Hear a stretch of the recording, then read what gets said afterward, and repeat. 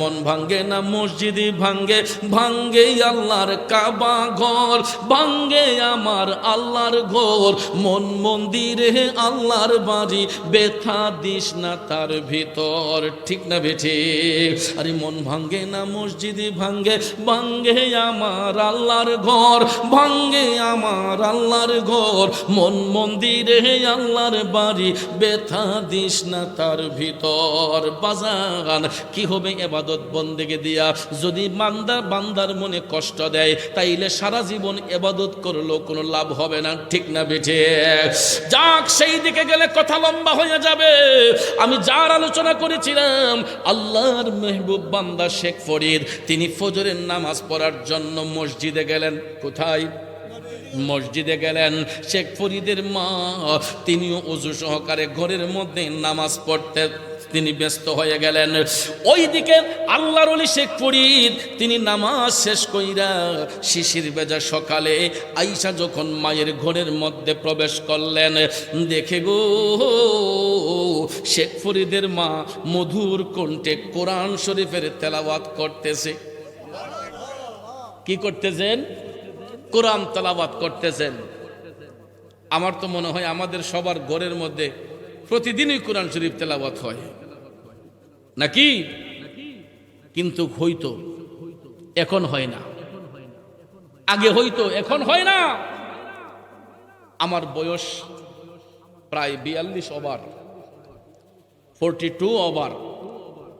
আপনাদের তুলনায় তো আমরা বাচ্চা ছেলে, এরপরও মোটামুটি 42 বছর হয়েছে।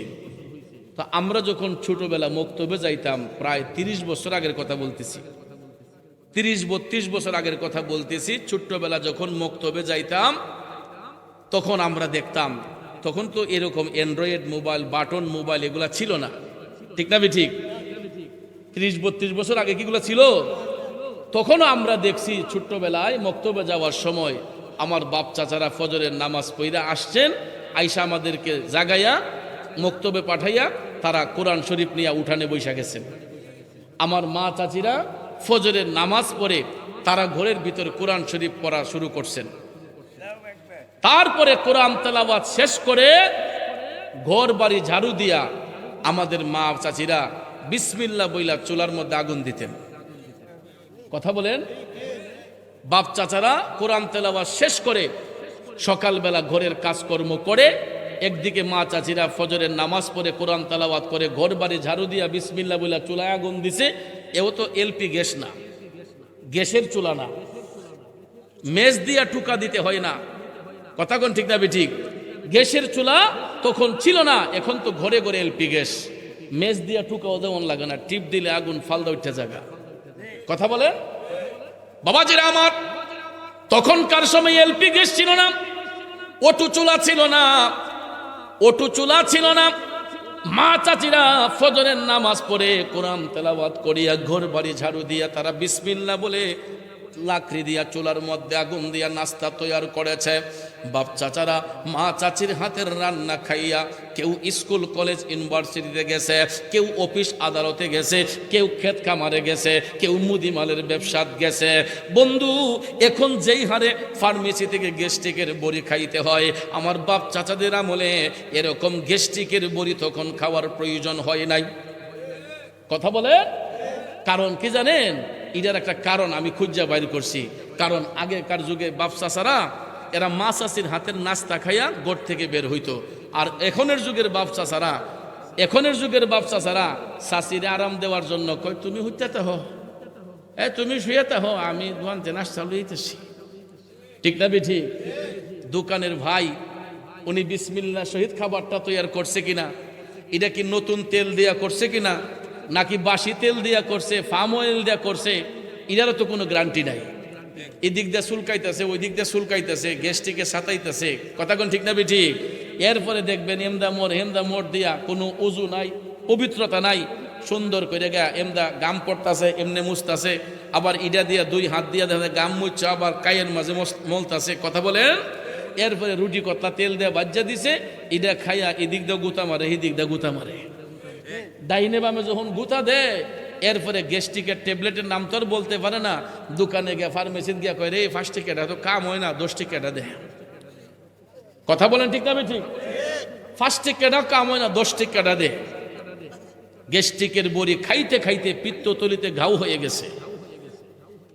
ওভার এক্সেস কিছুই ভালো নয়।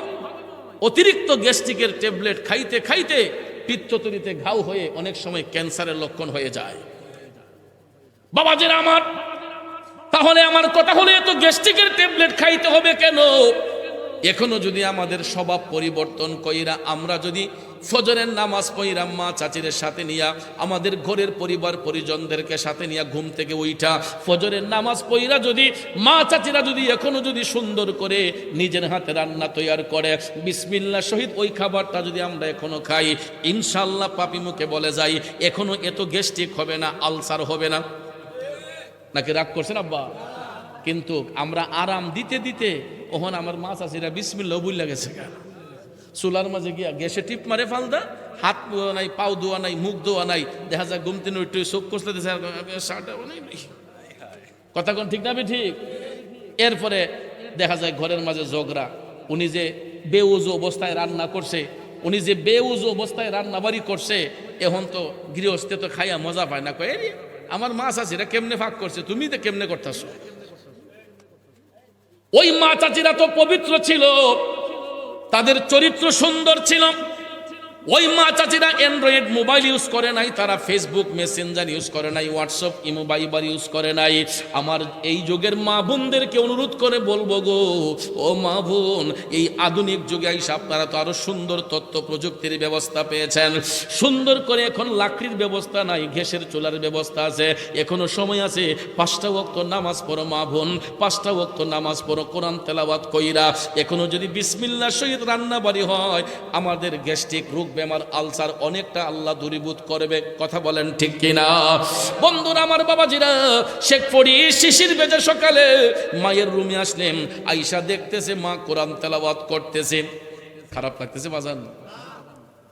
আপনি পৃথিবীর শ্রেষ্ঠ ধর্মের অনুসারী হওয়া সত্ত্বেও, আমরা পৃথিবীর শ্রেষ্ঠ জাতি হওয়া সত্ত্বেও আমাদের আজকে চোখ থাকার পর আমরা অন্ধ হয়ে গেছি।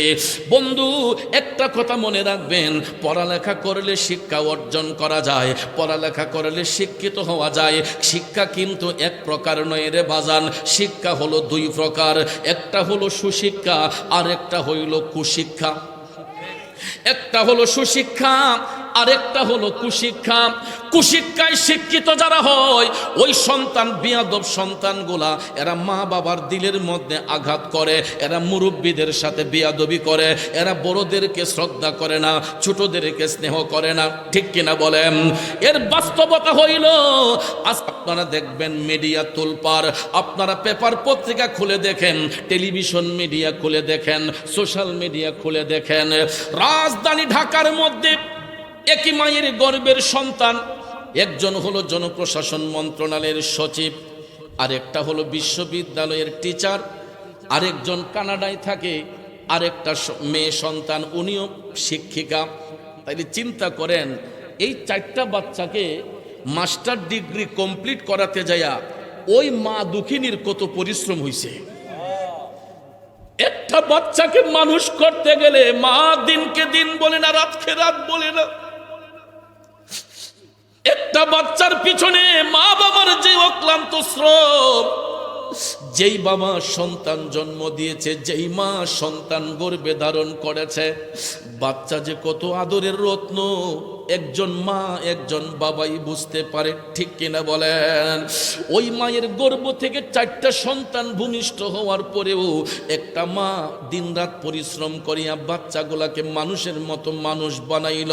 প্রত্যেকটা সন্তান হাই এডুকেটেড পারসন, এরা উচ্চ শিক্ষায় শিক্ষিত, একজন সচিব, আরেকজন বিশ্ববিদ্যালয়ের টিচার, আরেকটা কানাডাতে থাকে, আরেকটা শিক্ষিকা। তাইলে 4টা সন্তান যদি শিক্ষা অর্জন করে, এরা তো বিনয়ী হওয়ার কথা, নম্র হওয়ার কথা, কিন্তু এদের মা সেবার কারণে, অদেখার কারণে 7 দিন মায়ের লাশটা বিছানার মধ্যে পড়ে আছে। 7 দিন মায়ের লাশটা বিছানার মধ্যে পড়ে আছে। আব্বারে, দেহ থেকে যখন প্রাণটা বের হয়ে যায়, ওই বডি কিন্তু 24 ঘন্টার ভিতরে আস্তে আস্তে পচন ধরে যায়। দেখবেন সন্ধ্যা রাতে মারা গেলে লাশটা সকালবেলা জানাজা দিতে আমাদের কষ্ট হয়, তাড়াতাড়ি ফ্রিজের গাড়ি আমরা আনি, লাশবাহী গাড়ি যেইগুলা, ফ্রিজার গাড়ি যেইগুলা, ওইগুলা দেখবেন ভাড়া করে আনি, ঘন্টা হিসাব করি, ঠিক না ঠিক? ঘন্টা হিসাব করে গাড়ি ভাড়া করে আনি, কারণ দেহ থেকে প্রাণ পাখি যখন বের হয়ে যায় বডির পছন্দ ধরে যায়।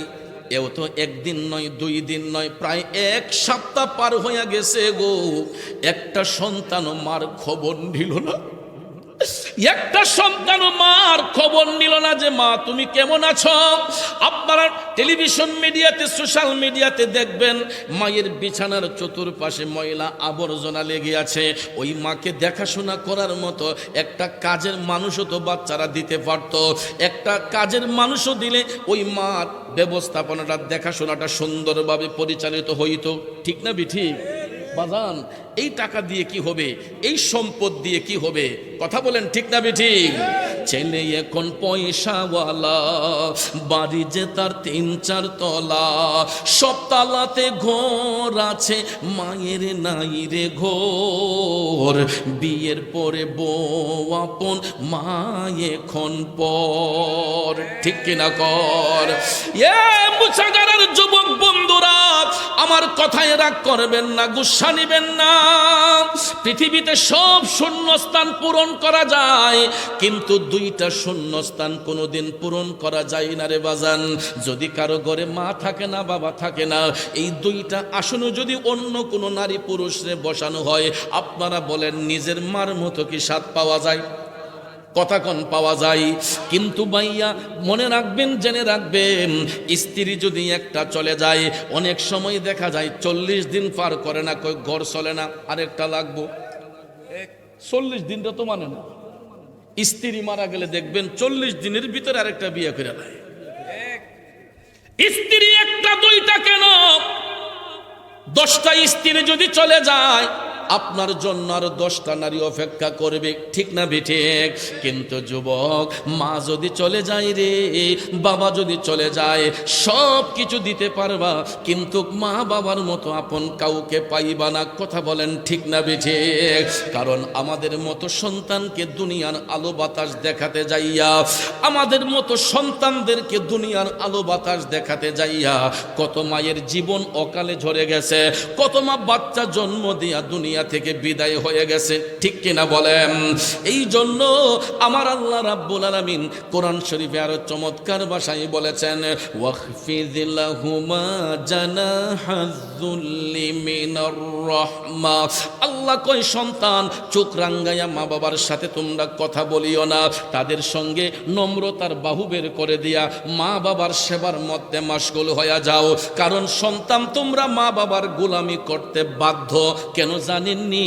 একটাবার আমাদের শৈশবের মধ্যে চলে যান, আমাদের বয়স যখন 1 বছর 1.5 বছর, ভূমিষ্ঠ হওয়ার সাথে সাথেই প্রায় 2 বছর পর্যন্ত একটা বাচ্চা নিজের শক্তির উপর ভর করে কোনো কাজ করতে পারে না, মুখে খাবার দিতে পারে না, পেশাব পায়খানা করে পানিটা খরচ করতে পারে না, ঠিক নিও? বাচ্চাটা দেখবেন পেশাব করে পায়খানা করে বসে থাকে, মা যতক্ষণ আইসা পানি খরচ করে না দেয়, তার নিজ শক্তিতে পানিটা খরচ করতে পারে না, ঠিক কিনা বলেন?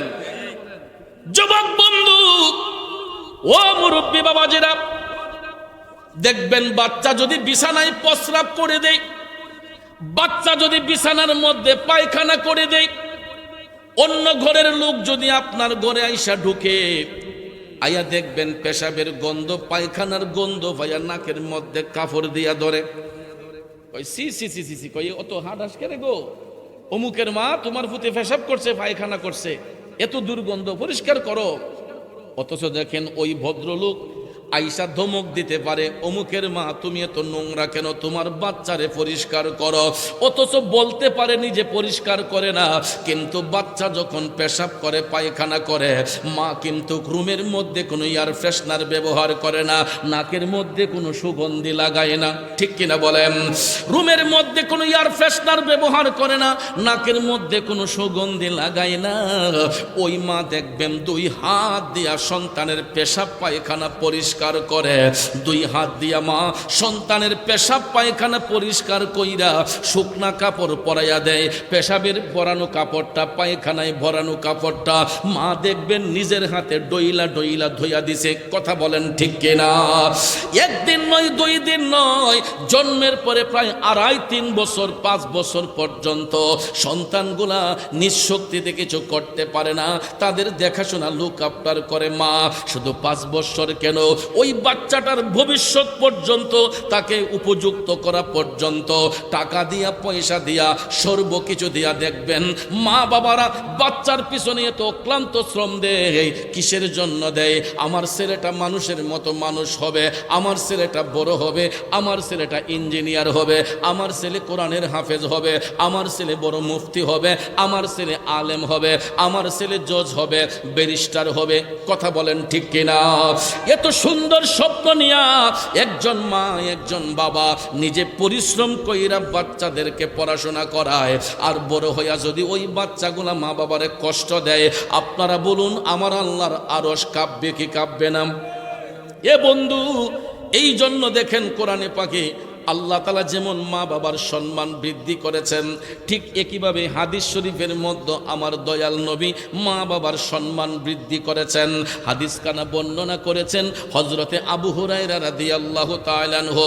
তিনি বলতেছেন, যা রাজুলুন ইলা রাসূলুল্লাহি সাল্লাল্লাহু আলাইহি ওয়াসাল্লাম, একজন ব্যক্তি আমার নবীর কাছে যাইল, গিয়া প্রশ্ন করতেছে, ইয়া রাসূলুল্লাহ মান আহাক্কু বিহুসনি সাহাবাতি, নবী গো, এই পৃথিবীতে আমার কাছে সবচাইতে সৌজন্যমূলক আচরণ পাওয়ার অধিকারীকে?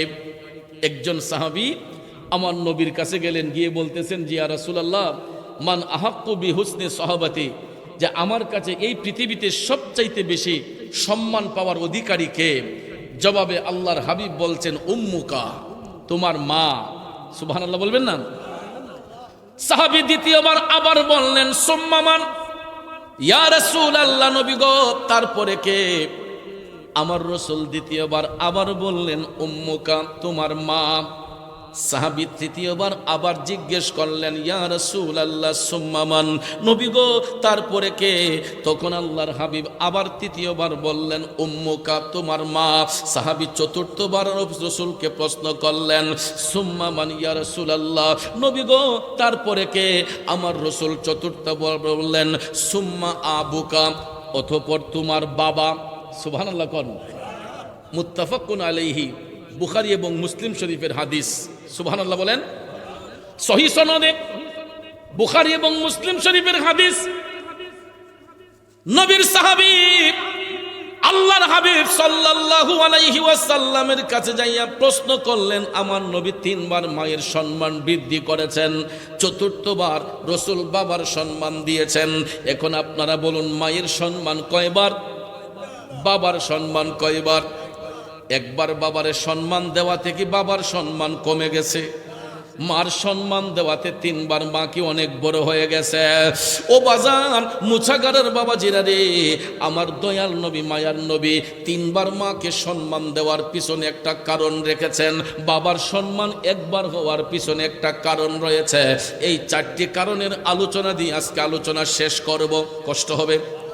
গভীর মনোযোগ, আসুন সামনে যাই।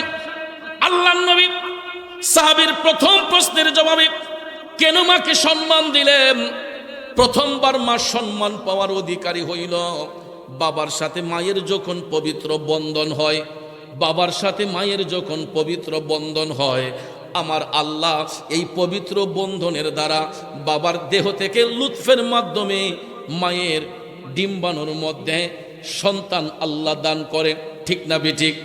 মায়ের জরায়ুর মধ্যে আল্লাহ সন্তান পাঠাইয়া দেয় লুৎফের সাহায্যে।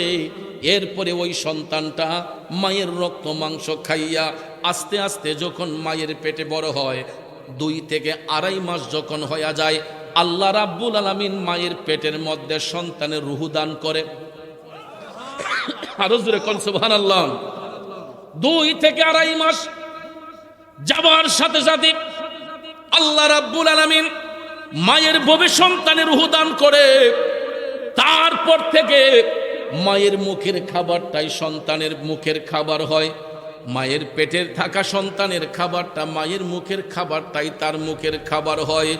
সন্তান মায়ের পেটে যখন আস্তে আস্তে বড় হয় আর মায়ের শরীরটা আস্তে আস্তে ভারী হয়ে যায়, ঠিক কিনা বলেন? মায়ের শরীরটা আস্তে আস্তে ভারী হয়ে যায়। বাজান রে, আমাদের মতো সন্তানদেরকে দুনিয়ার আলো বাতাস দেখানোর জন্য ওই মা যখন আমাদের মতো সন্তানদেরকে গর্ভধারণ করেছে, 7 মাস 8 মাস যখন পার হইছে রে বাজান, মা দুঃখিনীর পেটটা ফুলে গেছে। অনেক সময় প্রসব হওয়ার আগে দেখবেন অনেক মায়ের হাতে পানি আসে যায়, মুখে পানি এসে যায়, সারাটা শরীর দেখবেন পানিতে ফুইলা যায়, ঠিক কিনা কোন? জীবনটা ঝুঁকির মুখে। এরপর মা কষ্ট নেই না, মুখের মধ্যে একটা মুচকি হাসি থাকে যে আমি বাচ্চার মা হইব, আমি বাচ্চা জন্ম দেব, আমার গর্ভ থেকে আল্লাহ সন্তান ভূমিষ্ঠ করাবে। দেখেন এই যে শরীরটা ভারী হয়ে গেল, এই যে সারাটা শরীরের মধ্যে পানি এসে গেল, এরপর মা কিন্তু একটুও কষ্ট ফিল করে না। বাচ্চা যখন পেটের মধ্যে থাকে অনেক মা আরাম করে মুখের মধ্যে খাবার দিতে পারে না, চাহিদা মতো অনেক কিছু খাইতে পারে না। শুধু তাই নয় রে বাজান, বিছানার মধ্যে যখন মা ঘুমোতে যায় দেখবেন ডাইন করেটে শুইলে বাচ্চার গায়ে জানি আঘাত লাগে, ওই মাটা তখন বাম করেটে যায়, না জানি বাচ্চার গায়ে আঘাত লাগে, মা দেখবেন বিছানার মধ্যে চিতে শুয়া যায়, ঠিক কিনা কম? এই রকম ভাবে বাচ্চার কষ্ট না হওয়ার জন্য কত রাত মা রাতের ঘুমটা হারাম করে দেয়। শুধু তাই নয়, 10 মাস 10 দিন যখন ওভার হয়ে যায়, অনেক সময় দেখবেন 9.5 মাসের সময় হলেও মায়ের যখন প্রসব ব্যথা শুরু হয়, আব্বারে বিছানাটার মধ্যে মা চারটাইতে থাকে, লাফাইতে থাকে, ছটফট ছটফট করতে লাগে গো। প্রসব ব্যথার জ্বালায় মা বিছানার মধ্যে যখন ছটফট শুরু করে দেয়, দেখবেন পুরুষী মহিলারা দৌড়ায় আসে, দাইমা দৌড়ায় আসে, মা ডাক দিয়া কয় আমার কাছে লাগতেছে পৃথিবীটা কিয়ামত হইয়া যাচ্ছে।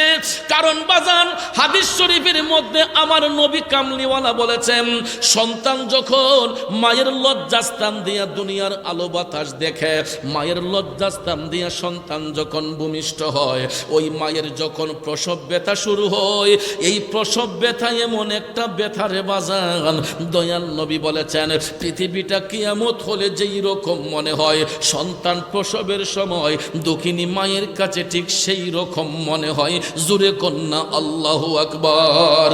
এই জন্য শায়েরে লিখেছেন, 10 মাস 10 দিন মায়ে গর্বে দিছে ঠাই, রক্ত মাংস খায়া মায়ের ভবে আইলাম ভাই, ভূমিষ্ঠ হইয়া আমি উঠিলাম কান্দিয়া, শান্ত করিল মায়ে বুকের দুধ দিয়া।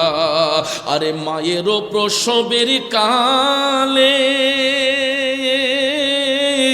বুক ভাইসা যায় নয়ন জলে রে, আরে মায়েরও প্রসবের কালে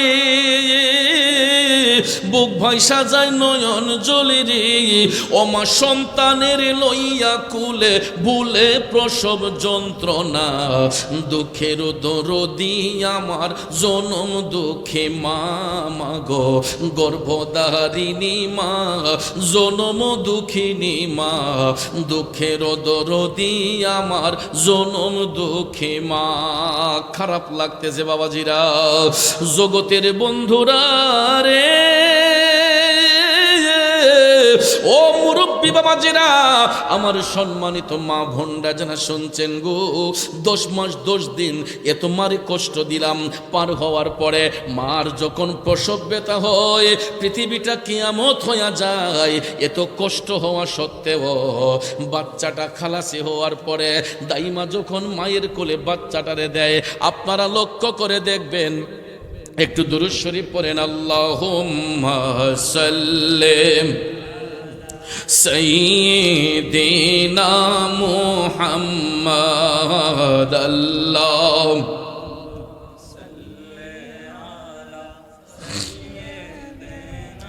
মুহাম্মদ নবী শাফি মাওলানা মুহাম্মদ নবী শাফিয়ানা মাওলানা। আমি যেই কথাটা বলতে চেয়েছিলাম বাজান, বাচ্চাটা খালাসি হওয়ার পরে দেখবেন মায়ের কোলে আইনা যখন বাচ্চাকে দেখানো হয়, মায়ের কোলে আইনা যখন বাচ্চাটারে দেওয়া হয়, এই যে 10 মাস 10 দিন সন্তান গর্ভে নিয়েছে, মা যে প্রসব ব্যথা ফিল করেছে, বাচ্চার মুখের দিকে তাকানোর সঙ্গে সঙ্গে 10 মাস 10 দিনের প্রসব ব্যথার জ্বালা দুঃখিনী মা সেকেন্ডের মধ্যে ভুলে যায়। ঠিক কিনা কম? এখন চিন্তা করেন, যেই মাকে এত কষ্ট দিলাম, এত আঘাত দিলাম, আমরা বাচ্চার মুখের দিকে তাকাইয়া মায়ের প্রসব ব্যথার জ্বালা সেকেন্ডের মধ্যে ভুলে গেছে। যেই কারণে হাদিস শরীফে প্রথমবার মায়ের সম্মান বৃদ্ধি করেছেন শুধুমাত্র এই কারণে যে মা 10 মাস 10 দিনের প্রসব ব্যথার জ্বালা দুঃখিনী মা সেকেন্ডের মধ্যে ভুলে গেছে। যেই কারণে হাদিস শরীফে প্রথমবার রাসূল মাকে সম্মান দিয়েছেন। আসুন এবার দ্বিতীয়বার রাসূল মাকে কেন সম্মান দিলেন, দ্বিতীয়বার কেন মায়ের সম্মান বৃদ্ধি করলেন? মুচাগারার বাবাজিরা, আপনারা একটু ভাইবা দেখেন, বাচ্চা দুনিয়ায় আসার আগ মুহূর্ত পর্যন্ত মায়ের স্তনের মধ্যে কি কোনো দুধ থাকে? কথা বলেন, মায়ের স্তনে কোনো খাবার থাকে? কিন্তু আপনারা দেখবেন একটা বাচ্চা মায়ের গর্ভ থেকে ভূমিষ্ঠ হওয়ার সাথে সাথে যখন চিৎকার করে কান্নাকাটি শুরু করে গো, ওই বাচ্চার কান্না বন্ধ করার জন্য আমার আল্লাহ তার এমন সুন্দর একটা পুষ্টিকর খাবার নির্ধারণ করে রাখছেন মায়ের স্তনের মধ্যে। একদিকে বাচ্চাটা কান্দে, অপর দিকে আমার আল্লাহ দুঃখিনী মায়ের স্তনটা খুলে দেয়। কারণ বাচ্চা আসার আগ মুহূর্ত পর্যন্ত ওই মায়ের বুকের মধ্যে কোনো খাবার ছিল না, দুধ ছিল না। কিন্তু বাচ্চাটা দুনিয়ার আলো বাতাস দেখার সাথে সাথেই চিল্লাইয়া যখন কান্না শুরু করে, সাথে সাথে আমার আল্লাহ মায়ের স্তনটা খুলে দেয়। ওই বাচ্চা যখন মায়ের স্তনের মধ্যে মুখটা লাগাইয়া দে গো, মায়ের বুকটা মায়ের মুখের মধ্যে, মায়ের স্তনের মধ্যে বাচ্চার মুখটা লাগাইয়া দেওয়ার সঙ্গে সঙ্গে মায়ের দুধ পান করার সাথে সাথে শিশু বাচ্চার কান্নাটা মুহূর্তের মধ্যে বন্ধ হয়ে যায়। জোরে জোরে কন্যা আল্লাহু আকবার। আমার বাবাজিরা, এইরকম ভাবে একদিন নয়, 2 দিন নয়, প্রায় 2 বছর মা ওই বাচ্চাকে বুকের দুধ পান করিয়েছে। ঠিক না বেঠিক? এখানে একটা কথা মনে রাখবেন, অনেক সময় অনেক মারা বাচ্চাদেরকে 3 বছর, 2.5 বছর, 3 বছর, 3.5 বছর পর্যন্ত বুকের দুধ খাওয়ায়। ঠিক না বেঠিক? কিন্তু আমি সূরা লুকমানে পড়েছি, আল্লাহ রাব্বুল আলামিন 2 বছর পর্যন্ত বাচ্চার জন্য মায়ের বুকের দুধ নির্ধারণ করে রাখছেন। কয় বছর? 2 বছর পর্যন্ত। মাদেরকে আমি অনুরোধ করব, বাচ্চা জন্ম যারা দিবেন অতি আদর দেখাই আবার সময় ওভার করবেন না। 2 বছর বাচ্চাকে 2 বছর মায়ের স্তন থেকে দুধ পান করাবেন। ঠিক আছে? গভীর মনোযোগ। 2 বছর ওই বাচ্চা মায়ের স্তন থেকে দুধ পান করে।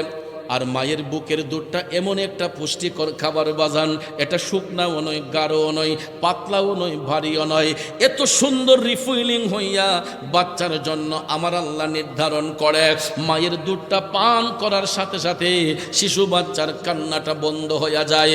এই জন্য আল্লাহর হাবিব সাল্লাল্লাহু আলাইহি ওয়াসাল্লাম আমাদেরকে শিক্ষা দান করেছেন, সন্তানেরা এই যে 2 বছর তুমি তোমার মায়ের বুক থেকে দুধ পান করেছ, মায়ের দুধ থেকে দুধ পান করেছ, এই 2 বছরের মধ্যে তুমি সন্তান অন্য কিছু খাবার খাইতে পারো নাই, মায়ের দুধটাই ছিল তোমার জন্য অন্যতম পুষ্টিকর খাবার। যেই কারণে রাসূল বলেছেন, মৃত্যুর আগের দিন পর্যন্ত তোমরা সন্তানগুলা যদি মায়ের গোলামি করো, পৃথিবীর কোনো সন্তান ওই মায়ের একটা ফোঁটা দুধের ঋণ শোধ করতে পারবে? ও মায়ের একদার দুধের দাম কাটিয়া গায়ের চাম, একদার দুধের দাম মায়ের একদার দুধের দাম কাটিয়া গায়ের চাম পাপুষ বানাইয়া ঋণের সুদ হবে না এমন দরদি ভবে কেউ হবে না আমার মা গো ঠিক না বেঠিক বন্ধুরা আমার বাবাজিরা সব কিছু দিলেও মায়ের ঋণ পৃথিবীর কোনো সন্তান কোনো কিছু দিয়ে শোধ করতে পারবে না যেখানে একটা রেওয়ায়াত একটা ওয়াকে পাইলাম একজন আল্লাহর বুজুর্গ বান্দা একজন আল্লাহর বুজুর্গ বান্দা তিনি সব সময় সাদামাটা জীবন কাটাইতেন কিন্তু তিনি কারো কাছে ঋণের মুখাপেক্ষী হইতেন না এখনো তো এরকম ভালো মানুষ কিছু আছে দেখবেন তারা ঋণ টিন করতে চায় না ঋণ মুক্ত থাকতে চায় আছে না আবার দেখবেন ঋণের বোঝা মাথাত লইয়া কোনো অনেক মানুষ চলে তার কোনো চিন্তা ভাবনাই নাই আসেনি আব্বাজিরা আমার এই আল্লাহর মহান ব্যক্তির নাম হলো হযরতে শেখ ফরিদ তিনি আল্লাহর একজন মেহবুব বান্দা শেখ ফরিদ রহমাতুল্লাহ আলাইহির জীবনী আমি পড়লাম উনি এমন সাদামাটা জীবন কাটাইতেন কোনোদিন কারো কাছে তিনি ঋণের মুখাপেক্ষী হইতেন না দিনের বেলা তিনি ব্যবসা বাণিজ্য করতেন রাতের বেলা ঘরে আইসা শুবার ঘরে যাইয়া তিনি চিন্তা করতেন দেখি তো আমার মেমোরিতে কোনো ঋণ টিন আছে কিনা উনি অনেকক্ষণ চিন্তা ভাবনা করে দেখতেছেন জানা মতো সবার ঋণ পরিশোধ করে দিয়েছেন আমরা কি এই চিন্তা ভাবনা করিনি যদি আমরা করি করলে মনে পড়ে ঠিক না ঠিক পকেটে টাকা আছে এরপরও দেখবেন একজনের কাছ থেকে আইনা ধার আইনা চলছি ওই ভদ্রলোক কষ্ট করতেছে আমি দেখতেছি তার কাছ থেকে আইনা আমি আমার কষ্ট দূর করলাম কিন্তু ওই ভদ্রলোকের টাকাটা তো নির্দিষ্ট টাইমে পৌঁছে দেওয়া ঠিক না ঠিক কিন্তু দেখবেন আমাদের সমাজে এই রকম মমতাময়ী মানুষ খুবই কম এই জন্য আস্তে আস্তে আমাদের সমাজের মধ্যে ফিতনা ফাসাদ বাড়তেছে ঝগড়াঝাটি বাড়তেছে মানুষে মানুষে কলহ বিবাদ বাড়তেছে কথা বলেন ঠিক না ঠিক আমরা মানুষ হইয়া মানুষকে মূল্যায়ন করি না এক ভাই আরেক ভাইয়ের প্রতি উদার হই না যেই কারণে আজকে সমাজের মধ্যে অনেক জায়গায় দাঙ্গা হাঙ্গামা বিশৃঙ্খলা হচ্ছে কথা বলেন ঠিক না ঠিক আমার বাবাজিরা শেখ ফরিদ দিনের বেলা ব্যবসা করতেন রাতের বেলা শুবার ঘরে আইসা তিনি চিন্তা করতেন দেখি তো আমার কাছে কারো কোনো ঋণ আছে কিনা তিনি শুবার ঘরে যাইয়া চিন্তা করে ব্যর্থ হইয়া যান জানা মতো কোনো ঋণ নাই সব ঋণ তিনি পরিশোধ করে দিয়েছেন এই রকম ভাবে একদিন দুই দিন তিন দিন ভাবার পরে চতুর্থ রাত্রে শেখ ফরিদ ভাবতেছেন আমি তো একটা জায়গার মধ্যে ঋণী সুবহানাল্লাহ আমি তো একটা জায়গার মধ্যে ঋণী যখন আমি ছোট্ট ছিলাম শিশু ছিলাম আমি আমার মায়ের স্তন থেকে দুধ পান করেছি আমি ততক্ষণ রোজগার করতে পারি নাই আমি ততক্ষণ শিশুকালে আমার মায়ের স্তন থেকে দুধ পান করেছি আমি তো আমার মায়ের কাছে ঋণী শেখ ফরিদ এই কথাটা ভাবতে ভাবতে তিনি ভাবতেছেন সকালবেলায় ফজরের নামাজের পরে আমি মার কাছে গিয়া আমার দুধের ঋণ শোধ করার জন্য আমি প্রস্তাব মাকে দান করব এই সিদ্ধান্ত নিয়ে শেখ ফরিদ বিছানার মধ্যে সারাটা রাত্র ঘুমাতে পারে নাই পাগলের মতো শেখ ফরিদ সারাটা রাত বিছানার মধ্যে ছটফট ছটফট করতেছে বন্ধু একটা মুহূর্ত ঘুমাই নাই এই না ঘুমাইতে ঘুমাইতে রাত যখন শেষ হইয়া গেছে হঠাৎ করে দেখা যায় মুয়াজ্জিন সাহেব আজানের ধ্বনি দিয়ে বলতেছেন আসসালাতু খায়রুম মিনান নাওম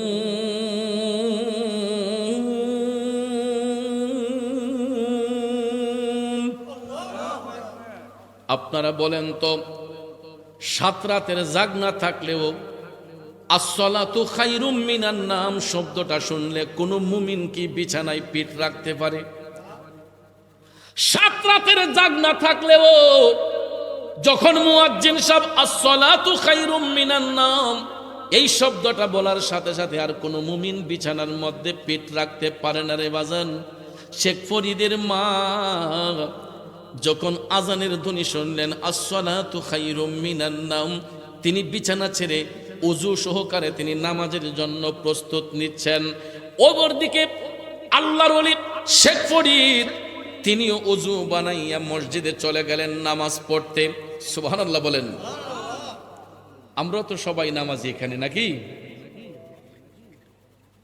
বন্ধুরা আমার, বাবাজিরা, বড় আফসোস লাগে, দুঃখ লাগে। মুসাগারা গ্রামের মধ্যে যদি এখন কোন বাউল গানের আসর দেওয়া হইতো, মুসাগারা গ্রামের মধ্যে এখন যদি কোনো যাত্রা পালার আয়োজন হইতো, দেখতেন টাকার বান্ডিল নিয়ে যাইয়া মানুষের কোনো অভাব হইতো না। কিন্তু আজকে কবরবাসী স্মরণে মাহফিল, নবীর বাগানটাকে খালি রাইখা ঘরের মধ্যে পড়ে আছেন। কেন রে বাজান, একটু কি কবরবাসীদের জন্য মায়া দয়া হয় না? ওই কবরবাসীরা এরা অপেক্ষা করতেছে কখন আমরা তাদের আত্মার মাগফিরাত কামনা করব, কখন তাদের জন্য মুনাজাত করব।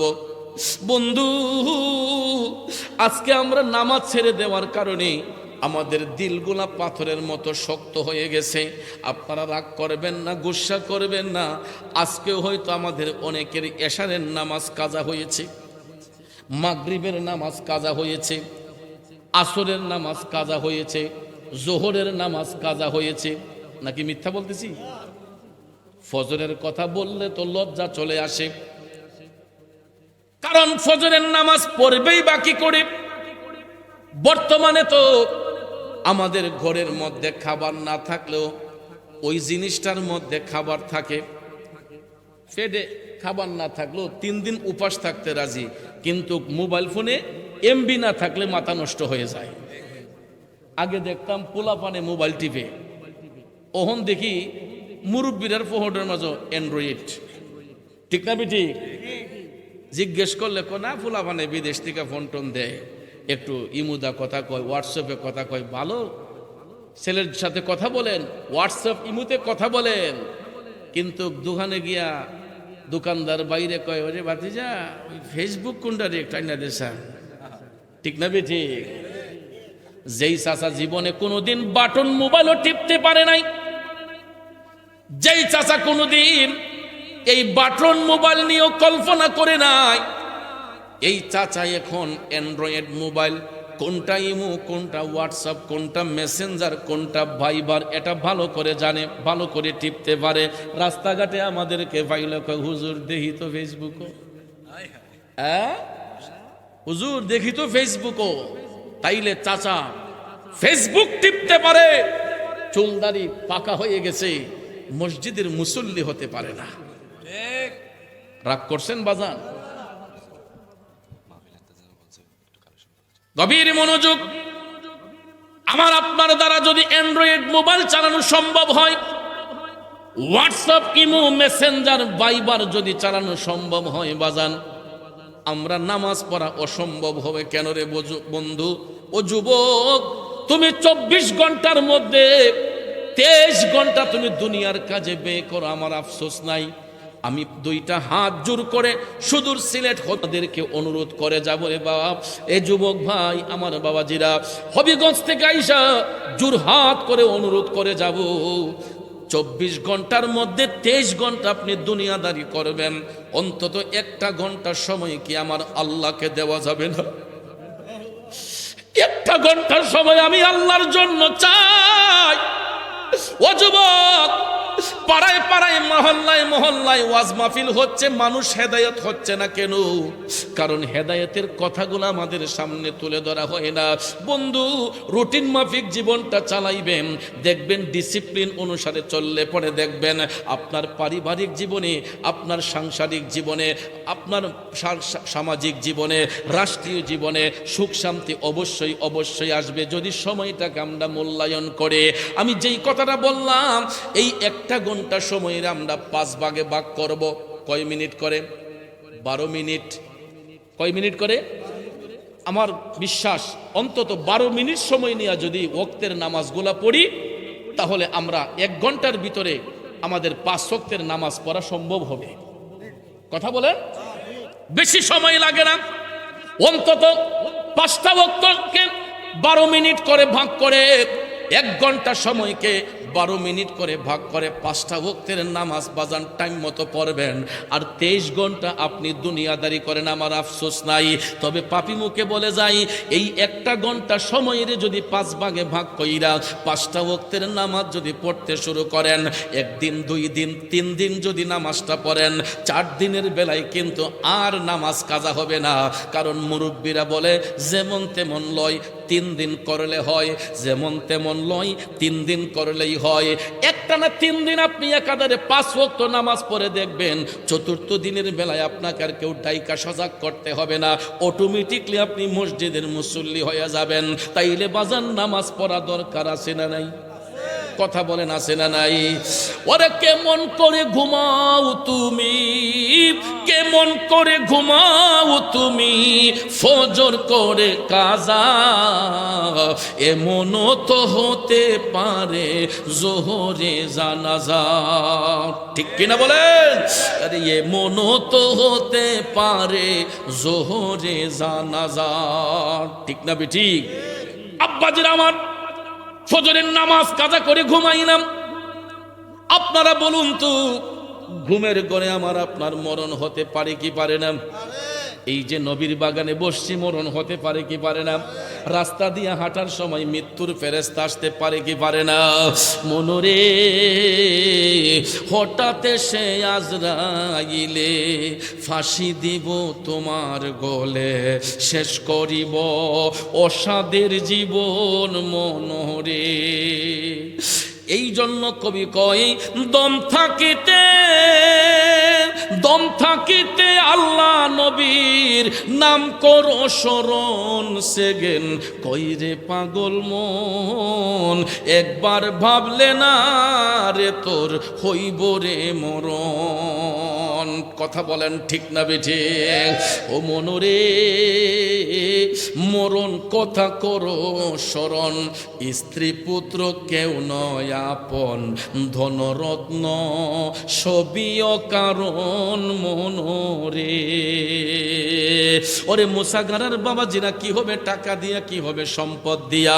আজকে আমরা কালো টাকার পাহাড় গড়ার জন্য, সন্তানকে ব্যাংক ব্যালেন্স করে দেওয়ার জন্য, বাড়ি গাড়ি করে দেওয়ার জন্য, আরেকজনের হক নষ্ট কইরা, আরেকজনের দিলে আঘাত কইরা, জোর জবস্তি কইরা টাকা নিয়ে আসি। কথা কোন ঠিক কিনা? আমি আমার সংসারের চিন্তা করি, আমি তো সমাজের চিন্তা করি না। আমি আমার সংসারের চিন্তা করতেছি, আমার বিবি বাচ্চাকে কেমনে বড় লোক বানাইব, কেমনে তাদেরকে 5 তলা 10 তলা বিল্ডিং বানাইব, ওই চিন্তা করি। কিন্তু একটা বার তো আমি আখেরাতের চিন্তা করতেছি না। আপনারা জানেন নি বাজান, আখেরাতের প্রথম ঘাটি হইল কবর। আখেরাতের প্রথম ঘাটি হইল কবর। ওই কবরের মধ্যে যাওয়ার সঙ্গে সঙ্গে যদি কোনো ব্যক্তি কারো মনে আঘাত দিয়া থাকে, হকদারের হক যদি বোঝাইয়া না দেয়, যদি কোনো ঋণগ্রস্ত ব্যক্তি তাকে ঋণ পরিশোধ করে যায় নাই, আখেরাতের প্রথম ঘাট কবরের মধ্যে গেলেই আটকা পড়ে যায়।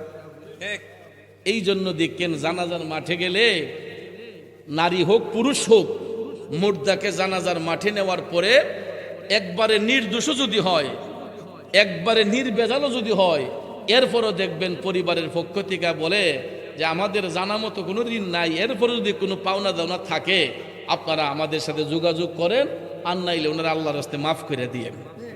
ঠিক না বেঠিক? কারণ নামাজ কাজা করেছেন, রোজা কাজা করেছেন, আল্লাহর কাছে তওবা করলে ক্ষমার ব্যবস্থা আছে। কিন্তু বান্দা যদি বান্দার মনে কষ্ট দেয়া যায়, ওই বান্দা যতক্ষণ ক্ষমা না করব, আমার আল্লাহ তারে ক্ষমা দিব না। আওয়াজ করে বলুন ঠিক না বেঠে? কারণ মন ভাঙ্গে না মসজিদই ভাঙ্গে, ভাঙ্গে আল্লাহর কাবা ঘর, ভাঙ্গে আমার আল্লাহর ঘর, মন মন্দিরে আল্লাহর বাড়ি, ব্যথা দিস না তার ভিতর। ঠিক না বেঠে? আরে মন ভাঙ্গে না মসজিদে ভাঙ্গে, ভাঙ্গে আমার আল্লাহর ঘর, ভাঙ্গে আমার আল্লাহর ঘর, মন মন্দিরে আল্লাহর বাড়ি, ব্যথা দিস না তার ভিতর। বাজান কি হবে ইবাদত বন্দেগে দিয়া? যদি বান্দার মনে কষ্ট দেয়, তাইলে সারা জীবন ইবাদত করলেও কোনো লাভ হবে না। ঠিক না বেঠে? যাক, সেই দিকে গেলে কথা লম্বা হয়ে যাবে। আমি যার আলোচনা করেছি চাচিরাম, আল্লাহর মেহবুব বান্দা শেখ ফরিদ তিনি ফজরের নামাজ পড়ার জন্য মসজিদে গেলেন। কোথায়?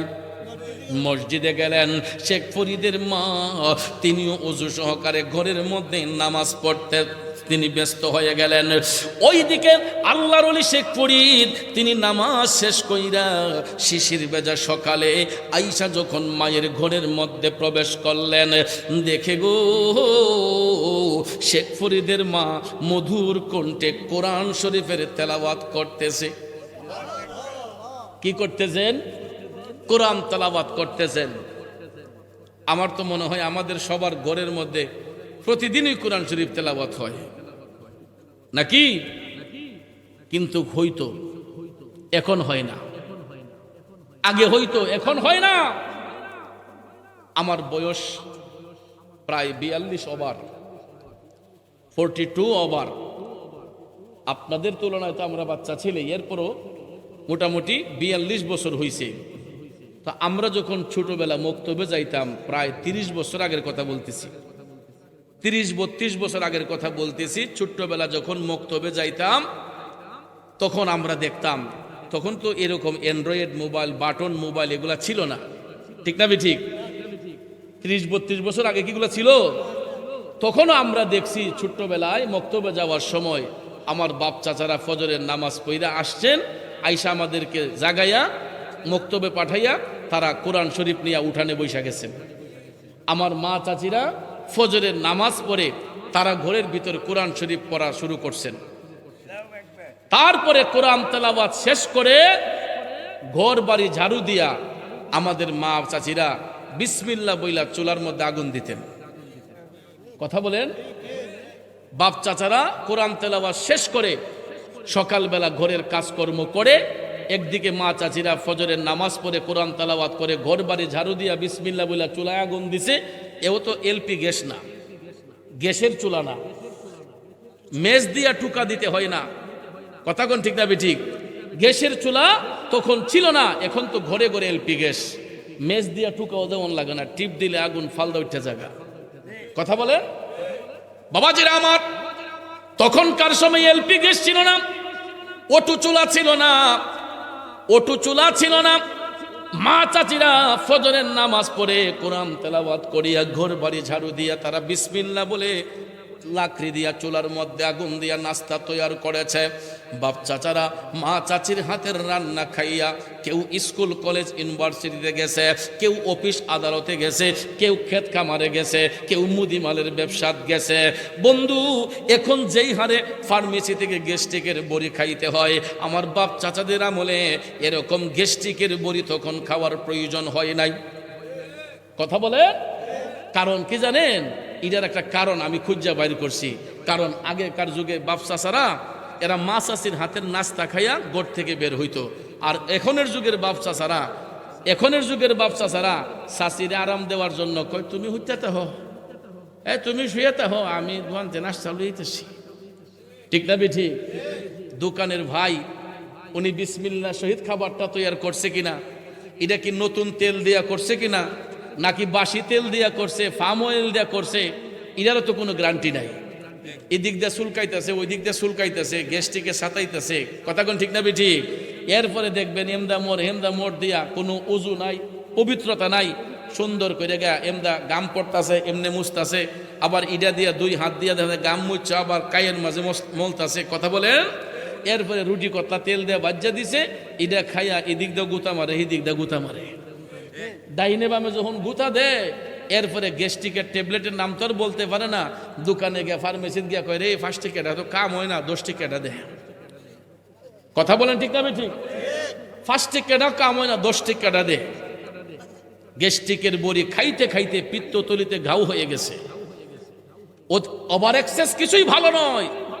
অতিরিক্ত গ্যাস্ট্রিকের ট্যাবলেট খাইতে খাইতে পিত্তথলিতে ঘাও হয়ে অনেক সময় ক্যান্সারের লক্ষণ হয়ে যায়। বাবাজিরা আমার, তাহলে আমার কথা হলে তো গ্যাস্ট্রিকের ট্যাবলেট খাইতে হবে কেন? এখনো যদি আমাদের স্বভাব পরিবর্তন কইরা আমরা যদি ফজরের নামাজ পড়া মা চাচিদের সাথে নিয়া, আমাদের ঘরের পরিবার পরিজনদেরকে সাথে নিয়া ঘুম থেকে উঠা ফজরের নামাজ পড়া যদি মা চাচিরা যদি এখনো যদি সুন্দর করে নিজের হাতে রান্না তৈরি করে বিসমিল্লাহ শহীদ ওই খাবারটা যদি আমরা এখনো খাই, ইনশাআল্লাহ পাপি মুখে বলে যাই এখনো এত গ্যাস্ট্রিক হবে না, আলসার হবে না। নাকি রাগ করছেন আব্বা? কিন্তু আমরা আরাম দিতে দিতে ওহন আমার মা চাচিরা বিসমিল্লাহ বুঝলা গেছে, চুলার মাঝে গিয়া গ্যাসে টিপ মারে ফালদা, হাত ধোয়া নাই, পাও ধোয়া নাই, মুখ ধোয়া নাই, দেখা যায় ঘুমতে একটু চোখ কষলে কথা কোন ঠিক না ঠিক। এরপরে দেখা যায় ঘরের মাঝে ঝগড়া, উনি যে বেউজু অবস্থায় রান্না করছে, উনি যে বেউজু অবস্থায় রান্না বাড়ি করছে, এখন তো গৃহস্থে তো খাইয়া মজা পায় না, কয়ে আমার মা চাচিরা কেমনে ফাঁক করছে, তুমি তো কেমনে করতেছ। ওই মা চাচিরা তো পবিত্র ছিল, তাদের চরিত্র সুন্দর ছিল। ওই মা চাচিরা অ্যান্ড্রয়েড মোবাইল ইউজ করে নাই, তারা ফেসবুক মেসেঞ্জার ইউজ করে নাই, হোয়াটসঅ্যাপ ইমো বাইবার ইউজ করে নাই। আমার এই যুগের মা বোনদেরকে অনুরোধ করে বলবো গো, ও মা বোন, এই আধুনিক যুগে আইসা আপনারা তো আরো সুন্দর তথ্য প্রযুক্তির ব্যবস্থা পেয়েছেন, সুন্দর করে এখন লাকড়ির ব্যবস্থা নাই, গ্যাসের চুলার ব্যবস্থা আছে, এখনো সময় আছে। 5টা ওয়াক্ত নামাজ পড়ো মা বোন, 5টা ওয়াক্ত নামাজ পড়ো, কোরআন তেলাওয়াত কইরা এখনো যদি বিসমিল্লাহ শহীদ রান্না বাড়ি হয়, আমাদের গ্যাস্ট্রিক রোগ বেমার আলসার অনেকটা আল্লাহ দূরীভূত করবে। কথা বলেন ঠিক কিনা? বন্ধুরা আমার, বাবাজিরা, শেখ ফরিদ শিশির বেজে সকালে মায়ের রুমে আসলেন, আয়েশা দেখতেছে মা কোরআন তেলাওয়াত করতেছে। খারাপ লাগতেছে বাজান? আসলে শ্রোতার আকর্ষণে বক্তার বক্তব্য, আর আমরা তো লোকের ভিড়ে ওয়াজ কইরা অভ্যাস, মানুষ কম হইলে কথা কইতে মজা লাগে না, ঠিক না আব্বা? আমি তো এই মুরাদনগরে অনেক জায়গায় আলোচনা করেছি, প্যান্ডেলে জায়গা দিতে পারে না, পরে সাইড পর্দা খুলে দেওয়াইছি। মুরাদনগরে অনেক জায়গায় ওয়াজ করলে সাইড পর্দাগুলা খুলতে হয়েছে, কিন্তু আজকে মুসাগারা এসে দেখতেছি নবীর প্রেমিকরা গরম রে ডরাইয়া এরা ঘরের ভিতরে ফ্যান চাইরা শুয়ে রয়েছে। হ্যাঁ, হিসাব আল্লাহর আদালতে দিতে হবে। গভীর মনোযোগ, সেই দিকে যাচ্ছি না, সময় স্বল্প। ভাইয়ের আমার শর্টকাট কিছু কথা বলে দিয়ে যাই। বাজান আমার, বন্ধুরা আমার, শেখ ফরিদের মা কোরআন তেলাওয়াত করতেছেন, কোরআন তেলাওয়াত করতেছেন। এমন সময় শেখ ফরিদ মায়ের কাছে আসলেন। আসার সঙ্গে সঙ্গে মা কোরআন তেলাওয়াত শেষ করিয়া পিছনে তাকাইয়া দেখে শেখ ফরিদের চোখ দুইটা আগুনের মতো লাল হয়ে আছে। আল্লাহু আকবার। সন্তানের মুখের দিকে তাকালে একজন মা তার হাল অবস্থা বুঝতে পারে। এই বুঝ শক্তি আল্লাহ মারে দান করছে, কারণ সন্তান যদি বিপদগ্রস্ত হয়, সন্তান যদি টেনশনগ্রস্ত হয়, পৃথিবীর কেউ যদি না জানে, মায়ের মনে ইশারা হয়। মা ডাক দিয়া কই, শেখ ফরিদ, তোর চোখ দুইটা আগুনের মতো লাল, কিরে বাজান, রাতে কি বিছানায় ঘুমাইতে পারস নাই নাকি? শেখ ফরিদ কয়, আম্মা তুমি ঠিকই বলেছ গো, আমি সারাটা রাত ঘুমাই না গো মা, বিছানার মধ্যে সারাটা রাত ছটফট ছটফট করছে। মা কই, জাদু কেন রে, কি হয়েছে? শেখ ফরিদ ডাক দিয়া কয়, মা তোমার দোয়ার বরকতে পৃথিবীতে আমি এমন কোনো লোক দেখি না যে আমার কাছে কোনো টাকা পয়সা পাবে। আমি জানা মতো সবার ঋণ পরিশোধ করে দিছি গো মা, তবে আমার জানা মতো একটা ঋণ বাকি আছে গো মা। আমি ছোট্টবেলায় তোমার স্তন থেকে দুধ পান করেছি মা গো মা, আমি তো প্রায় 2 বছর তোমার স্তন থেকে দুধ পান করেছে মা গো। আমি তো তখন ছোট্ট ছিলাম, অবুঝ ছিলাম, আমি তো তোমার এই দুধের ঋণ শোধ করতে পারি নাই। এখন যেহেতু আল্লাহ তাআলা তোমার দোয়ার বরকতে আমার টাকা পয়সা সম্পদ দিছে মা, আমি তোমার দুধের ঋণ শোধ করতে চাই, বলো কত টাকা দিলে তোমার দুধের ঋণটা শোধ হবে? মা স্তব্ধ হয়ে গেছে। আপনারা বলেন, সন্তান যদি এই কথা বলে কোনো মা কি স্থির থাকতে পারে? শেখ ফরিদের মা স্তব্ধ হয়ে গেলেন। শেখ ফরিদ ডাক দিয়া কয়, মা টাকা যদি না চাও, আমার পুরো সম্পদ দিয়া হইলেও আমি তোমার দুধের ঋণ শোধ করতে চাই গো মা। ওই মার জবানটা বন্ধ হয়ে গেছে, মা সন্তানের কথা শুনি না মায়ের বাক শক্তি বন্ধ হয়ে গেছে। শেখ ফরিদ কি বলতেছে রে? এরপরে দেখা যায় মা কোনো কথা বলে না। শেখ ফরিদ মারে নাড়াচাড়া দিচ্ছে, মা কোনো কথা বলে না। কয়ে বুঝতে পারছি মা, তুমি আমার সাথে কথা বলবা না, কিন্তু মা গো আমি তো তোমার দুধের ঋণ শোধ করতে চাই। আমি সেবা কইরা হইলেও, গোলামি কইরা হইলেও তোমার দুধের ঋণ আমি শোধ করব। 12 বছর মা সন্তানের কোনো কথা নাই, শুধুমাত্র শেখ ফরিদ মার সেবার মধ্যেই দাবিত। কোনো সময় মায়ের সেবা করতেছে, পায়ের মধ্যে তেল দিয়া দেয়, মায়ের গায়ের কাপড়গুলা গোসলের পরে ধৌত করে দেয়। বন্ধু 12 বছর শেখ ফরিদ মারে কান্দে লইয়া হাঁটছে, মার গোলামি করছে। এক যুগ পরে 12 বছর পরে শেখ ফরিদ কান্দের মধ্য থেকে মারে নামাইয়া কয় মাগো মা, ও দরদি মা, একদিন নয় 2 দিন নয়, 1 বছর নয়, 2 বছর নয়, আমি 12টা বছর তোমার গোলামি করলাম, তুমি মারে কান্দে লইয়া হাঁটলাম। মা এবার বলো না তোমার দুধের ঋণ শোধ হইছে নি? আল্লাহু আকবার। কয় বছর গোলামি কইরা? 12 বছর মারে কান্দে লইয়া হাঁটছে শেখ ফরিদ।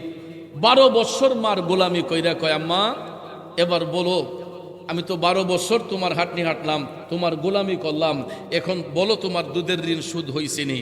12টা বছর পরে মায়ের জবানটা খুলছে। ওই মা ডাক দিয়া কয় পাগল ছেলে শেখ ফরিদ, তুই কি আমার নবীর হাদিস শরীফ পড়স নাই? দয়াল নবী বলেছেন মৃত্যু অবধি পর্যন্ত সন্তান যদি মার গোলামি করে, ওই মায়ের একটা ফোঁটা দুধের ঋণও শোধ হবে না। কথাটা শোনার সঙ্গে সঙ্গে শেখ ফরিদ দাঁড়ানো ছিল, মুহূর্তের মধ্যে মাথাটা ঘুরাইয়া অজ্ঞান হইয়া মার পায়ের কাছে পড়ে গেছে। শেখ ফরিদ সেফ ছাড়া হয়ে গেলেন। যখন মা নবীর হাদিস শরীফ শোনাইয়া দিল, শেখ ফরিদ অজ্ঞান হয়ে পড়ে গেছে। অনেক কিছুক্ষণ পরে স্বাভাবিকতার মধ্যে যখন ফিরে আসলেন, আসার পরে শেখ ফরিদ মায়ের 2টা পায়ে জড়াইয়া দইরা ডাক দিয়া কয় মাগো মা, আমি তো তোমারে অনেক কষ্ট দিয়া দিছি গো মা, আমি তো না বুঝা তোমারে অনেক জ্বালা যন্ত্রণা দিছি। মাগো 12 বছর গোলামি কেন, আমি যদি 12,000 বছর তোমার গোলামি করি গো, তুমি যেই কথা শোনাইছো আমি তো দেখি তোমার ঋণ আর শোধ করা যাবে না। মা তুমি আমারে ক্ষমা করে দাও, আর কোনোদিন তোমার এই রকম প্রশ্ন আমি করব না, তুমি আমারে ক্ষমা করে দাও মা। দরদি মা কয় আরে পাগল, মায়ের কাছে সন্তানের কোনো অপরাধ নাই, মার কাছে সন্তানের কোনো অপরাধ নাই, তুই বুঝতে পারস নাই, আল্লাহ তোরে ক্ষমা করুক। এরপর থেকে শেখ ফরিদ মায়ের সেবা করতে লাগলেন। হঠাৎ একদিন ফজরের নামাজ পড়িয়া শেখ ফরিদের মা 2টা হাত উঠাইয়া আমার আল্লাহ তাআলারে ডাক দিয়া কয় আল্লাহ, আমার শেখ ফরিদ রে তুমি ওলি বানাইয়া দাও। এ নবীর প্রেমিকেরা, যুবক বন্ধুরা শোনো রে, পৃথিবীর সব মানুষের মুনাজাত যদি এক পাল্লায় হয়, আমার রাসূল বলেছেন মা দুঃখিনীর একটা মুনাজাত যদি এক পাল্লায় হয়, দুনিয়ার সব মানুষের মুনাজাত যদি এক পাল্লায় হয়, মায়ের একটা মুনাজাত যদি এক পাল্লায় হয়, দয়াল নবী বলেছেন ওই সন্তানের জন্য তার মায়ের একটা মুনাজাতের পাল্লাই ভারী হয়ে যায়। আর ওই মাডারে কষ্ট দেই, ওই মাডারে আঘাত দেই, কথায় কথায় ধমক মারি, কথায় কথায় মারে জারা মারি, কথায় কথায় মারে গোট থেকে তাড়াইয়া দেই। স্ত্রীর ফাঁদে পইরা দেখবেন মা বাপরে বাড়িতে রাইখা ম্যাডাম ডে নিয়ে দিছে মুরাদনগর টাউনে বাসা বাড়া কইরা, দেবিদ্দারে নিয়ে দিছে বাসা বাড়া কইরা। কথা বলে এই স্বপ্ন নিয়ে কি মা বাপের ছেলে মেয়ে পালছিল? এই স্বপ্ন নিয়ে তো কোনো সন্তানকে মা বাপ লালন পালন করে নাই, কারণ তারা বৃদ্ধ বয়সে অচল হয়ে যায়, তখন বাচ্চারা মা বাবার সেবা করবে, এটা কোরআনের আদেশ, হাদিস শরীফের রাসূলের আদেশ। কিন্তু আজকাল দেখা যায় অনেক কুলাঙ্গার সন্তানদের অবহেলার কারণে অনেক বাবার চোখের পানি, মায়ের চোখের পানি অঝরে ঝরতেছে। গত কিছুদিন আগে আপনাদের পার্শ্ববর্তী নবীনগরে আমি রাতের বেলা আমি একটা জায়গায় গেলাম, আমার গাড়িটাকে পার্কিং করে আমার এক ভক্তের বাসায় যাচ্ছি। হঠাৎ করে একজন রিক্সা ডাক দিলাম, দেখি মুরব্বী মানুষটা, বয়স কমপক্ষে 70 ওভার হবে, 70 ওভার হবে।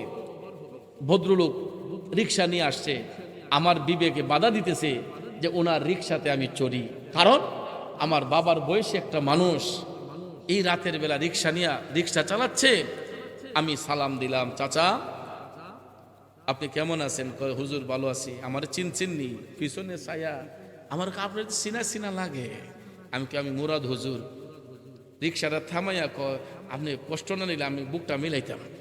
কয় আমি তো প্রায় সময় হুজুর আপনার ওয়াজ শুনি, আপনি মা বাপের কথা বলেন, আমি ওয়াজ শুনি নবীনগরে যতটা মাহফিলে আন আমি গিয়া শুনি। রিক্সাত বইয়া বইয়া কইলে চাচা আপনার এই অবস্থা কেন? আপনি এত রাতে এই বয়সে রিক্সা চালান কেন? কয় বাজান আমার 4টা ছেলে, 3টা ছেলে বিদেশ আছে। কয়টা ছেলে বিদেশ?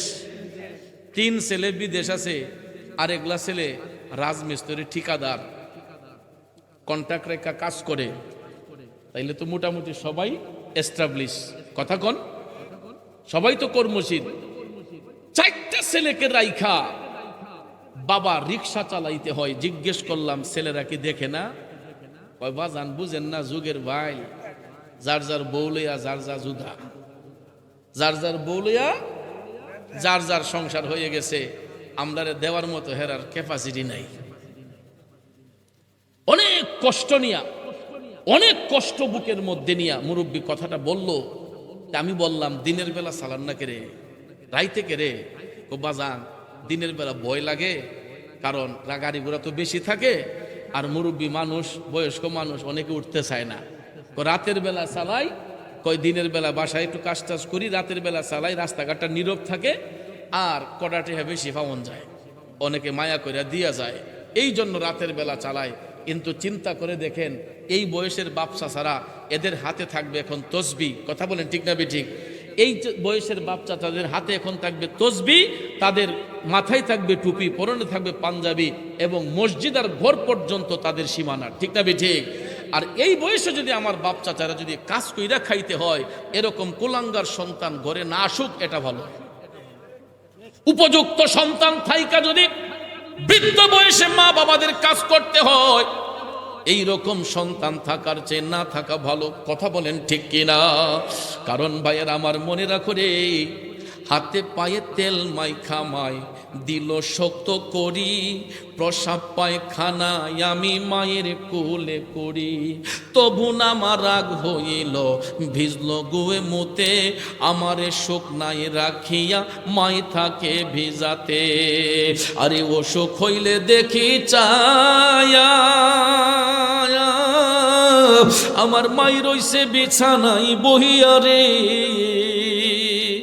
বলে আমায় আল্লাহ যাও গোলয়া সন্তানের নিও না, দুঃখের দরদি আমার জনম দুঃখে মা মাগো, গর্ভধারিণী মা জনম দুঃখিনী মা, দুঃখের দরদি আমার জনম দুঃখী মা, ঠিক কিনা বলেন বাজান?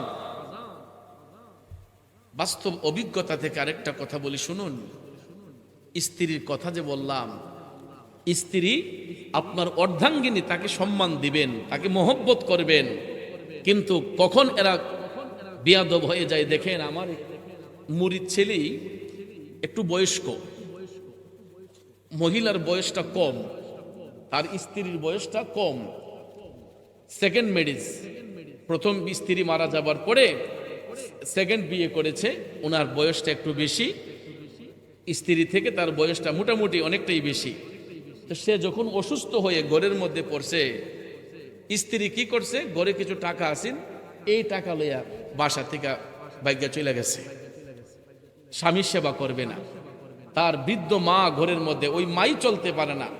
এখন দেখা যায় এই ছেলেটা অসুস্থ হয়ে এই লোক ঘরের মধ্যে বিছানায় পড়া, তার স্ত্রী থাকা সত্ত্বেও তার বিপদে ফালাইয়া চইলা গেছে, আর মাটা বৃদ্ধ হয়েও আমি তো আমার ফুট ফালাইতে পারতাম না।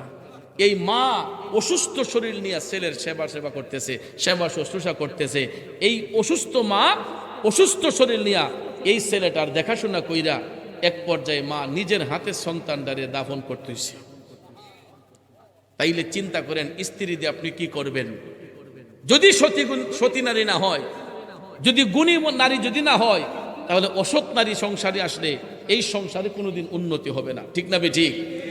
এই জন্য পায়ে হাত ধরে বলছি, মাগো আমার বোনেরা, স্বামীর ঘরে হইয়া যারা আসছেন, স্বামীর ঘরে যারা আসছেন, শ্বশুর শাশুড়ির সঙ্গে খারাপ আচরণ করবেন না।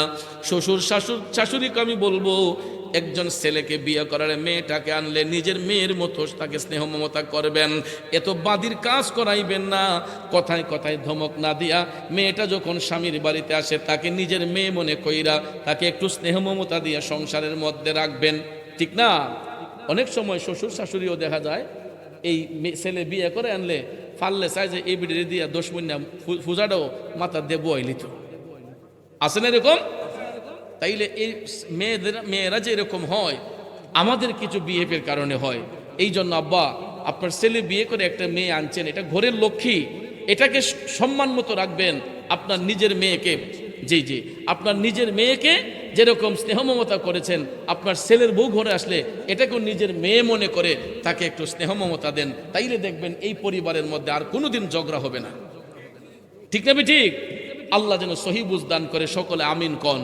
তো 2টা স্টেপের আলোচনা করলাম, আরো তো বহু আলোচনা বাকি আছে, আরো 2 স্টেপের আলোচনা বাকি আছে। রসুল 3য়বার কেন মাকে সম্মান দিলেন, 4র্থবার কেন বাবাকে সম্মান দিলেন, 3য়বার মাকে সম্মান দেওয়ার কারণ মা শিক্ষকের দায়িত্ব পালন করেছেন, বাচ্চাকে গাইডনেস করেছেন, নিজের মুখে খাবার না দিয়ে সন্তানদের খাবার দিয়েছে।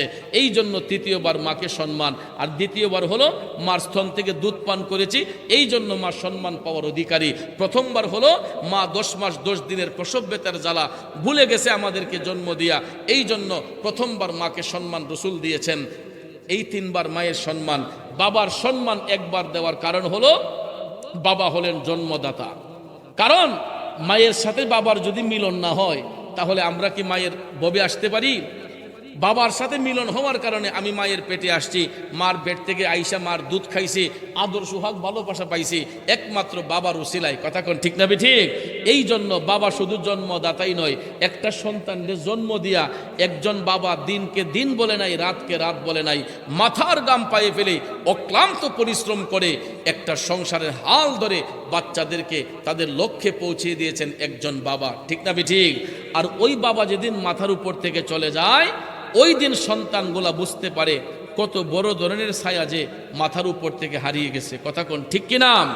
আমি আজকে প্রায় 27 বছরের উপরে, এই যে আগামী নভেম্বর আসলে 28 বছর হয়ে যাবে আমি বাবা হারাই এতিম। আমরা 6টা ভাই বোন, আমাদের ঘরে মা আব্বা নাই, আমাদের মা আছেন। এই জীবন যুদ্ধে আমার মা জয়ী হয়েছেন। 28টা বছর জীবনের সাথে যুদ্ধ করে আমরা 6 ভাই বোনকে মাস্টার ডিগ্রি কমপ্লিট করাইছে। একটুখানি কথা, 28টা বছর, প্রায় আগামী নভেম্বর আসলে 28 বছর পূর্ণ হবে। 27 বছরের উপরে আমার আব্বা দুনিয়া থেকে চলে গেছেন। আমার মা আমার বাবার আদর্শকে ধরে রাখার জন্য আমাদেরকে এমন সুন্দর করে গাইডনেস করেছেন। আজকে আমরা 6 ভাই বোন, 4 ভাই 2 বোন, আমরা সবাই হাই এডুকেটেড পারসন, সবাই উচ্চ শিক্ষিত। এটার পিছনে সবচেয়ে বড় অবদান হলো আমার মায়ের। কারণ ওই মা তো ইচ্ছে করলে পারতেন একটা ছেলের বিদেশ পাঠিয়ে দিই, একটা ছেলের কাজে লাগাই দেই, গৃহস্থিত লাগাই দেই, কিন্তু আমার মা কয় না, তোমাদের বাবা নাই, তোমাদের বাবার আদর্শ হচ্ছে তোমরা একবেলা কম খাইও, পড়ালেখা চাইরো না। আমার আব্বা বলতেন, ফুত 3 বেলা না খাই 1 বেলা খাইও, এরপর পড়ালেখা চাইরো না। আমাদেরকে পড়ালেখার তাগিদ দিয়েছেন। আজকে পড়াশোনা করেছি, 27 বছরের উপরে বাবার মুখ দেখি না। এমন একটা বয়সে বাবারে হারাইছি, আমি আমার বাবার জানাজার নামাজটা পড়াইতে পারি না। তখন আমি ছোট্ট ছিলাম, মাদ্রাসায় সবেমাত্র ভর্তি, বাবার জানাজা পড়াইবার মতো যোগ্যতা তখন আমার ছিল না। বাজানরে, বর্তমানে আমি শত শত মানুষের জানাজার নামাজের ইমামতি করি। ঘন্টার পর ঘন্টা লাশ নিয়ে আমার জন্য অপেক্ষা করে, জানাজার মাঠে লাশ নিয়ে ঘন্টার পর ঘন্টা অপেক্ষা করে, পীর সাহেব হুজুর না আসা পর্যন্ত জানাজা হবে না। আমার কত মুরিদ সন্তান ওসিয়ত করে রাখছে, কয় আমার বাজান না আসা পর্যন্ত আমাদেরকে দাফন কইরো না। আমার কত মুরিদ ওসিয়ত করে রাখছে, আমার পিসা বুঝুন না আসা পর্যন্ত আমার কবরস্থ কইরো না। আজকে আমি হবিগঞ্জ থেকে আইসা সারা বাংলাদেশের বিভিন্ন জায়গায় শত শত মানুষের জানাজার নামাজ পড়ায়, কিন্তু নিজের বাবার জানাজার নামাজটা দিতে পারি নাই। সবচেয়ে বড় দুঃখ অন্তরে। বন্ধুরা আমার, বাবাজিরা আমার, আমাদের টাকা পয়সার অভাব নাই, ধন সম্পদের অভাব নাই, গাড়ি বাড়ির অভাব নাই, কিন্তু একটা অভাব, 27 বছর ধইরা আমরা 6টা ভাই বোন মুখ দিয়ে আব্বা কইয়া ডাকতে পারি না। আম্মা এখনো অসুস্থ শরীর নিয়ে এখনো ঘুমায় না। আমি যে মুরাদনগর আসছি, কয়েকবার টেলিফোন দিয়ে দিছে, পুত কোন জায়গায় আছো, কি অবস্থায় আছো, রাস্তাঘাট ভালো নি। অর্থাৎ মাহফিল শেষ না করা পর্যন্ত একটা রাত আম্মা ঠিক মতো খাই না, ঘুমাই না। বাজান, চিন্তা করলাম মা যেদিন হারিয়ে যাবে রে, আমি সন্তানের খবর নিব কে আমার খবর নিব? এখনো মাঝরাতে মা ঘুমের ঘরে আমি দেখি মোবাইল ফোনে রিংটোনের শব্দ হয়। আম্মা টেলিফোন দিয়া কই, ফুত রে কই আসো, কি অবস্থায় আসো, দেশের অবস্থা ভালো না ফুত, কোন অবস্থায় আসো, কই আসো, রাস্তাঘাট নিরাপদ কিনা। এইরকম একটা চিন্তা ভাবনা আমার আজকেও কইছে, ফুত মাহফিল কমিটিতে কইও তোমার এই মাহফিলের পরে একটু আগাই দেওয়ার জন্য, কারণ রাস্তাঘাট তো এখন ভালো থাকে না। আম্মা কই এরা পরামর্শ দিও যে আমার মা কইছে আগাই দিতেন। চিন্তা করেন মা সন্তানের জন্য কতটুকু টেনশন করে, রাস্তাটা ভালো কিনা, রাস্তাটা ঝুঁকির মুখে কিনা। আম্মা কই ফুতেরা কইও আগাই দিবার লাগিয়া। তো এটা কি শুধু আমার মা না, প্রত্যেকটা সন্তানের মা। আপনিও যখন ঘর থেকে বের হবেন দেখবেন আপনার মাটাও ঠিক মতো খাইবে না, ঠিক মতো ঘুমাইবে না। একটু পরপরই আপনার ছোট ভাই ডাক দেখবো, কি রে এর একটা ফোন দেস না, কই আছে দেহস না, ঠিক না বেঠিক, ইরে তেদি গোড়াইছে না, দেখস না কই আছে। এরকম ভাবে দেখবেন মাটা পাগলিনীর মতো হয়ে যায়। আর ওই মারে যদি আমরা কষ্ট দেই, ওই বাবারে যদি কষ্ট দেই, আল্লাহর আরশ কাঁপবে না? কথা বলেন, কাঁপবে না? আমি রাজধানী ঢাকায় যেই বর্বরচিত ঘটনা ঘটছে, এটা আমরা সন্তান যারা আছে আমাদের জন্য এটা সবচেয়ে বড় কলঙ্ক। যে আমরা কেমন সন্তান, যে আমাদের মতো উপযুক্ত সন্তান রাখার পরে একটা মায়ের লাশ 7 দিন ঘরের মধ্যে থাইকা পচে গেছে, আর এই সন্তানগুলা অফিস আদালত করতেছে। ধিক্কার জানাই এই সমস্ত শিক্ষা নামক কুশিক্ষিতদেরকে। কথা কোন ঠিক না ঠিক? এই সমস্ত শিক্ষিত নামের কুশিক্ষিতদেরকে ধিক্কার জানাই। আল্লাহ যেন এদের বিচার যেন করে, এদেরকে যেন হেদায়ত করে। সবাই আমিন কন। কারণ ভাইয়ের আমার, বন্ধুরা আমার, এই মাহফিলটা কবরবাসীর স্মরণে। আজকে এখানে যারা আছেন, আমার মনে হয় অনেকেই আমার মতো বাবা হারাই এতিম আছেন না? কারা কারা বাবা হারাইছেন দেখি তো? মাশাআল্লাহ, অনেকেই তো বাবা নাই, হাত নামান। আপনার কাদের কাদের মা নাই দেখি তো, হাত তুলেন তো। মা নাই কার কার? আল্লাহু আকবার, অনেক মা নাই, হাত নামান। শোনেন, এই সমাজে 3 কিসিমের এতিম। এক কিসিমের এতিম হইল যার বাবা আছে মা নাই, আরেক কিসিমের এতিম হইল যার মা আছে বাবা নাই, আর আরেক কিসিমের এতিম হইল যাদের মাও নাই বাবাও নাই। এরা হইল সর্বহারা এতিম। এরা সর্বহারা এতিম। এখানে আপনারা অনেকেই এই সর্বহারা এতিমের পক্ষে আপনারা অনেকেই আছেন যাদের ঘরে মাও নাই বাবাও নাই। এই জন্য বাজান, আপনাদের মনে কোনো কষ্টের কারণ নাই। আপনাদের মা বাবা রুহু আপনাদের দিকে তাকাই আছে, কারণ এরা অপেক্ষা করতেছে কখন সন্তানগুলো আল্লাহর কাছে বলবে যে ওয়াকুর রাব্বির হামহুমা কামা রব্বায়ানি সগীরা। আল্লাহ গো, তুমি আমার মা বাবার উপর রহম করো, যেমনিভাবে আমার মা বাবা ছোট্টবেলায় আমাকে লালন পালন করছে। আল্লাহ, আমার মা বাপরে তুমি ওই রকমভাবে মায়ার নজরে দেখো, ওই রকমভাবে মোহব্বত করো। আল্লাহ রাব্বুল আলামিন জাতের কসম খেয়ে বলেন, কোন সন্তান যদি এই আয়াতের ওসিলা ধরে তার মা বাবার আত্মার শান্তি কামনা করে, ওই বাচ্চার চোখের পানি পড়ার আগেই আমি তার মা বাবার রুহের উপর খুশি হয়ে যাই। তাহলে বাজান, আজকে এই ইসালে সাহেবের মাহফিল কবরবাসীর স্মরণে, ঠিক না ঠিক? তাহলে তাদের আত্মার শান্তি কামনায় প্রতি বছর এই মাহফিলটা হোক, আমরা চাই কি চাই না? আজকে আমি মাহফিল আয়োজক কমিটিকে অন্তর থেকে ধন্যবাদ জানাই যে এই দুর্যোগ প্রতিকূলতার মধ্য দিয়েও আপনাদের আয়োজনের কোনো ত্রুটি নাই। যেরকম প্যান্ডেল আছে, লাইটিং আছে, স্টেজ আছে, মাইক আছে, প্রজেক্টর আছে, সর্বদিকে আপনারা পরিপূর্ণ করেছেন। আমি ভেবেছি যে হয়তো আরো ছোটখাটো প্যান্ডেল হবে, যেহেতু বৃষ্টি বাদলের দিন, আর না হয় মসজিদের ভিতরে করবে, কিন্তু আপনারা মসজিদের সামনের মাঠে এত সুন্দর পরিবেশ করেছেন, আমি অন্তর থেকে ধন্যবাদ জানাই।